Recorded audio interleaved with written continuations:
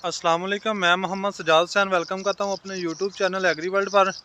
तो आज हम बात कर रहे हैं तिल की फसल के बारे में कि इस साल तिल की एवरेज कैसी रही है और इससे कितना फ़ायदा हुआ है। और जो तिल की काश्त से ज़मीन फारग हुई है उसमें हम क्या काश्त करें तो हमें अच्छा फ़ायदा होगा। आओ चलते हैं वीडियो की जानिब। आगे बढ़ने से पहले अगर आपने अभी तक मेरे चैनल को सब्सक्राइब नहीं किया तो मेरे चैनल को सब्सक्राइब कर लें, साथ लगे बेल आइकन को ज़रूर प्रेस करें ताकि मेरे आने वाली वीडियो का नोटिफिकेशन मिल सके। आओ चलते हैं वीडियो की जानिब।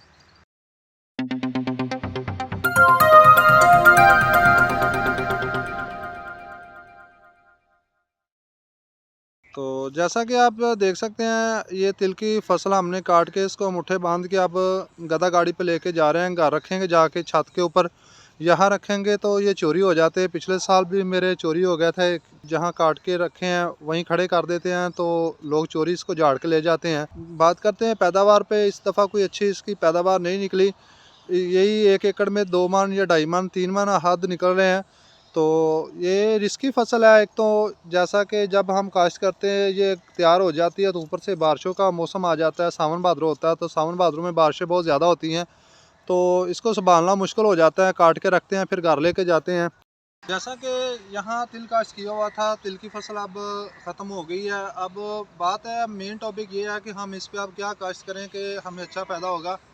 तो सबसे पहले बात यह है कि इसमें अब मौसम जो चल रहा है इस दफ़ा बारिशें काफ़ी हो रही हैं, लेकिन अब उम्मीद है कि बारिशें रुक जाएंगी। तो जब बारिश रुकेगी तो इस ज़मीन में हम गाजर भी काश्त कर सकते हैं, गोंगलू काश्त कर सकते हैं, पालक लगा सकते हैं। तो बात हम कर रहे हैं सब्ज़ी के हवाले से, तो सब्ज़ी में इसमें आप शलजम काश्त कर सकते हैं, गाजर काश्त हो सकती है, मूली काश्त हो सकती है।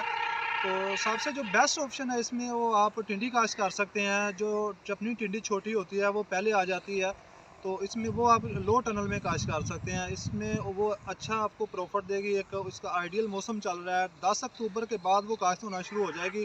तब तक आप ज़मीन को अच्छी तरह, अगर घास है तो उसको अच्छी तरह डिस्क चलाएँ। डिस्क हल चलाने के बाद आप रूटावाटर चलाएँ और फिर उसको एक सीन लगा के आप छोड़ दें, ताकि जो जड़ी बूटियाँ घास हैं उसके जो जड़ें हैं वो अच्छी तरह सूख जाएँ, आपका जो घास है वो ख़त्म हो जाए अच्छी तरह। फिर उसमें हल चला के आप खेले निकाल के, मैं तरीका बताऊंगा मैंने काश्त करनी है। इंशाल्लाह 10 अक्टूबर के बाद मैं उसको काश्त करूंगा। 4 कनाल पे मैं मुश्तमिल प्लाट मैंने तैयार कर लिया है, वो अब मैं टिंडी काश्त करूंगा, दिखाऊंगा आपको। तो मेरा आप वीडियो बनाने का मकसद ये था कि जो अब तिल की फसल से ज़मीन खाली हुई है उसमें हम क्या काश्त करें। तो बेस्ट ऑप्शन है कि आप उसमें टिंडी काश्त कर सकते हैं।